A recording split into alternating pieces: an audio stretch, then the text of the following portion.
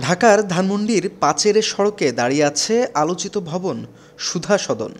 একসময় প্রধানমন্ত্রী শেখ হাসিনার ব্যক্তিগত বাসভবন হিসেবে ব্যবহৃত হতো এবং তার ছেলে সজীব ওয়াজেদ জয়ের নামে নিবন্ধিত এই বাড়িটি বর্তমানে রাজস্ব বোর্ডের নিয়ন্ত্রণে।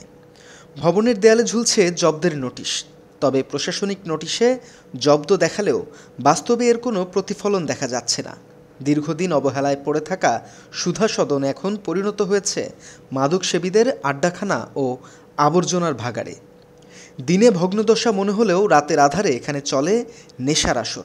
স্থানীয়রা জানান, গাঁজা, ইয়াবা, মদ আর সিগারেটের ধোঁয়ায় চারপাশ ভরে ওঠে। দেয়ালের পাশে পড়ে থাকে ভাঙা বোতল, খালি প্যাকেট ও মাদকের সরঞ্জাম। এতে শুধু মাদক নয়, পুরো এলাকা হয়ে উঠেছে আবর্জনা ও দুর্গন্ধে ভরপুর। এলাকার বাসিন্দাদের অভিযোগ, রাত নামলেই নেশাগ্রস্তদের দৌরাত্ম্য বাড়ে। বিশেষ করে নারী ও শিক্ষার্থীরা এই পথ দিয়ে যাতায়াত করতে ভয় পায়।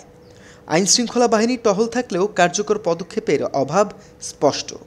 একসময় রাজনৈতিক ইতিহাসের সাক্ষী ছিল সুধা সদন।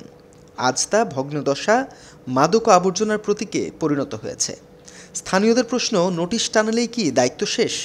কবে আসবে কঠোর ব্যবস্থা? আর কবে মুক্তি পাবে সুধা সদন মাদক আর ময়লার ভাগাড়ের অভিশাপ থেকে? তথ্যচিত্রে ইসরাফিল ফকির, মাতৃভূমির খবর।